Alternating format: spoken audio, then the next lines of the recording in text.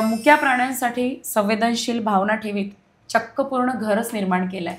तर तुमच्या त्या शेल्टरमध्ये, त्या घरामध्ये कोण कोण लोक आहेत आणि कसं कसं ती पद्धती चालते? एखाद्या माणसाला दुखापत झाली किंवा काही आजार झाला किंवा काही ॲक्सिडेंट झाला तर त्याच्यासाठी आपल्याकडे अनेक क्लिनिक्स आहे, हॉस्पिटल आहेत, सगळी सुविधा आहे.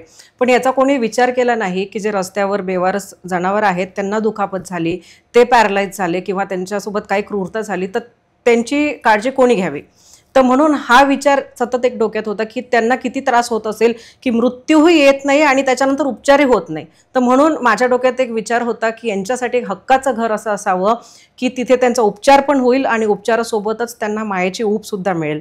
आणि जे काही पॅरालाइज डॉग्स असतात तर त्यांना नेहमी असं सजेशन दिलं जातं की त्यांना इंजेक्शन देऊन तुम्ही मारून टाका किंवा काय, पण माझ्याकडे ती सिस्टीम नाही आहे. मला असं म्हणणं आहे, माझे असे विचार आहेत की ज्यांना आपण जन्म दिला नाही तर त्यांना मारण्याचा अधिकार नाही. हटके संवाद.